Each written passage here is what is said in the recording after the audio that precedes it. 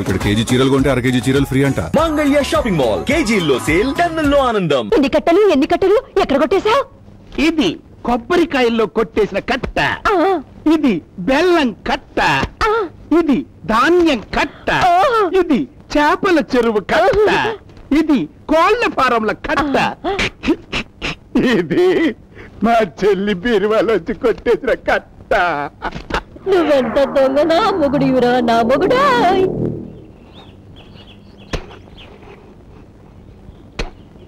ఏమనుకోకే.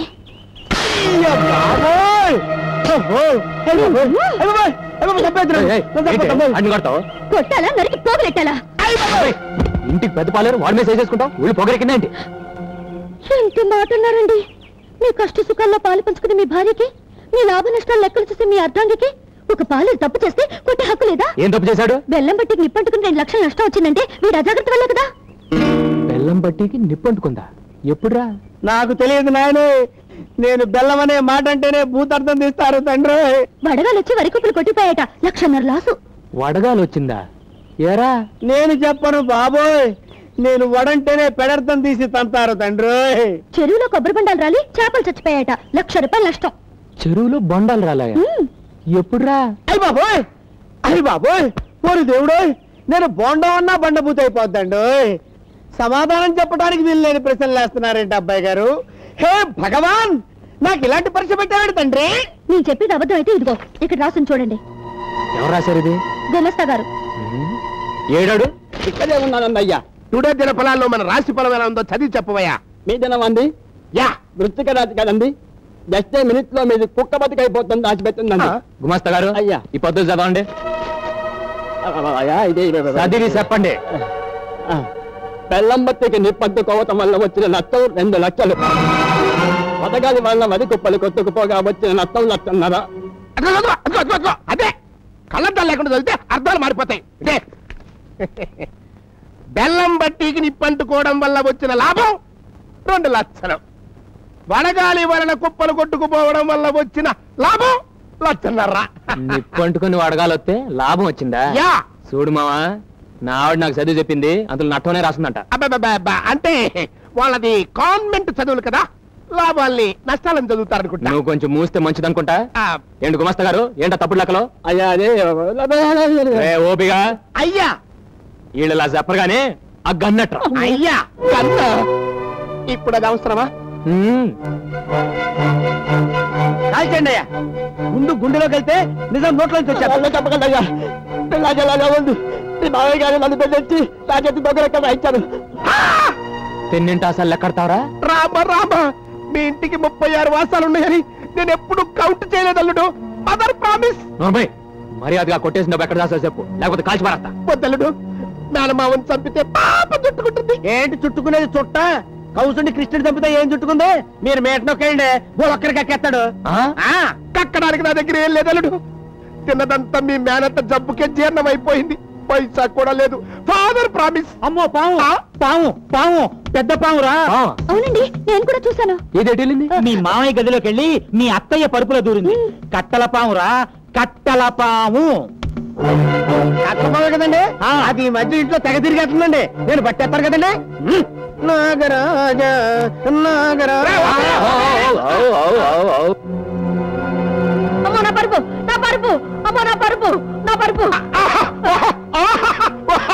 మీరు చూసింది అందులో దూరిన కట్ట పావునా బావగారు? చంపేసరిపోండి, అది మా పెంపుడు స్నేకు. ఏంటే పావును పెంచుకున్నారా? పావును పూజిస్తే పిల్లలు పుడతారన్నారు.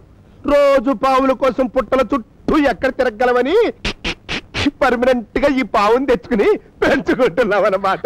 అవునాయనా, పెంపుడు పావు పూజ చేయగానే పాలు తాగి ఈ పరుపులో పడుకుంటుంది. అయితే ఒకసారి పిలుస్తుందాం. సారీ, ఇప్పుడు అది రెస్ట్ తీసుకునే టైము రాదు. ఈ అవ్వారం ఏదో అడ్డుకోలుగా కనిపిస్తుంది. ఈ పరుపు ఒకసారి దులుపు. దులుపుతా.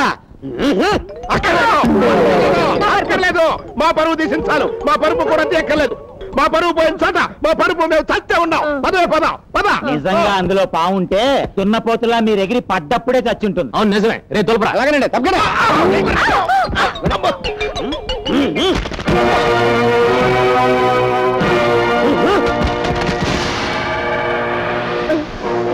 చూసావురా ఎన్ని నోట్ల కట్టల పాములున్నాయో. అమ్మ దొంగ నా మావయ్య, నన్నే మోసం చేస్తావా? ఏమండి, ఆయన మోసం చేసింది మిమ్మల్ని కదండి, దేవత లాంటి మీ అమ్మగారిని, ఆవిడ నమ్మకాన్ని. ఒకసారి అత్తయ్య గారిని చూడండి, పాపం తన అన్నగారింటి నీచుడని తెలిసి సిగ్గుతో ఎలా తలదించుకున్నారో. చిచ్చి, ఈయన మీ మేనమావ అంటే నాకే మండుతోంది, ఇంకా అత్తయ్య గారికి ఎంత రగిలిపోతుందో. మా అమ్మకు తోడబుట్టినాడు గనక ఎంత ద్రోహం చేసినా ప్రాణాలు వదిలి పెడతాను. రే బాబాయ్, బాబాయ్ రేపటి నుంచి వీళ్ళ శాత గోసీలు కట్టించి కూలీలతో పాటు పొలం పని చేసి. అలాగే. సారీ అల్లుడు, మేము ఆ పనులు చేయలేం. హలో మాస్టర్, మిమ్మల్ని 3 పూట్ల ఎరగదని మీ చేత పనులు చేయించే పూచి నాది. మీరు ఆ విషయం మర్చిపోయి హ్యాపీగా ఉండండి. అబ్బాయి గారు ఇదిగోండి డబ్బు. అమ్మకిచ్చి బీరాలు పెట్టమను. ఏమండి, ఇంత డబ్బు మీ అమ్మగారి బీరువాలో పెడతారా? ఏ ఆవిడ 4 కాలాల పాటు బ్రతికుండడం మీకు ఇష్టం లేదా? ఏంటే మీ మామయ్య గారు దుర్బుద్ధి చూశారుగా, మీ అమ్మగారు నిద్రపోయేటప్పుడు ఓ బండగా ఆవిడ నెత్తి మీదేసి ఈ డబ్బు తూపట్టే. అమ్మో నిజమే, డబ్బు కోసం వీడు అంత పని చేసినా చేస్తాడు. అయితే ఆ డబ్బు నీ దగ్గర ఉంచు. నన్ను చంపితే అత్త కోసం ప్రాణాలు అర్పించిన ఓ కోడలుగా చరిత్రలో నిలిచిపోతావు. ఈ అత్త కోసం ఆ మాత్రం త్యాగం చేయలేవా తల్లి? సరే, మీరు చెప్పారుగా, చేస్తాను.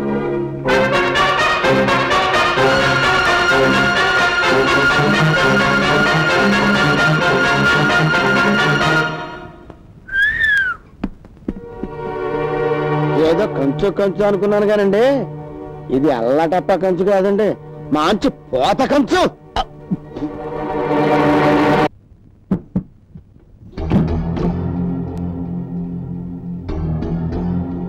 సబాష్, బాగా నటించావు, గొప్ప నటివి. ఆ విషయం అందరికీ తెలుసు అత్తయ్య గారు, మీరే కాస్త ఆలస్యంగా తెలుసుకున్నారు. పిచ్చి తల్లి, నేను నీకంటే గొప్ప నటిని. నేను నటించడం మొదలుపెట్టేసరికి నువ్వు ఇంకా పుట్టలేదు అని అంటాననుకున్నావు కదూ? అనను, ఎందుకంటే ఆ మాత్రం తెలుసుకునే తెలివితేటలు నీకున్నాయని నాకు తెలుసు. కోడలు తెలివితేటలు మెచ్చుకునే అత్తగారు దొరకడం ఎంత అదృష్టం అని నేను మురిసిపోతున్నాను. ఎన్నాళ్ళకు ఎత్తుకు పైవెత్తు వేసే సమూచి దొరికిందని మీరు మురిసిపోతున్నారు కాదు? ఎత్తెంతో తెలుసుకోకుండా ఎగిరెగిరి పడితే మూతిపళ్ళు రాలిపోతాయి అని నేను చెప్పను. రాలిపోయిన పళ్ళు కట్టించుకున్న అనుభవజ్ఞులు ఎదురుగా కనిపిస్తుంటే నాకు ఆ మాత్రం తెలీదా? ఈసారైనా కాస్త జాగ్రత్తగా ఉండండి నేను చెబుతున్నాను అత్తయ్య గారు. 20 ఏళ్ల కుర్రకుంకో కాబట్టి నోటికొచ్చిందల్లా వాగుతున్నావు. 60 ఏళ్ల అనుభవం ఉన్నదాన్ని కాబట్టి నేను నీలాగా వాగను. 60 ఏళ్ల వయసు అవగానే రిటైర్ అయ్యి మూల కూర్చుని 20 ఏళ్ల కుర్రకుంకకే పెత్తనం ఇచ్చేయాలంటానని తెలిసే వాగుండరు. ఇదిగో చూడమ్మా, నీకు తెలియదు ఒకటి ఉంది, ముందుగా చెప్పకపోతే కంగారు పడతామని జాలిపడి చెప్తున్నాను. సరిగ్గా 24 గంటల్లో, అంటే రేపు మధ్యాహ్నం 12 గంటల్లోగా ఆ పెట్టెను నీ చేత్తో నువ్వే నాకు అందిస్తావు. అలా అందుకోపోతే నా పేరు నాగమణి కాదు.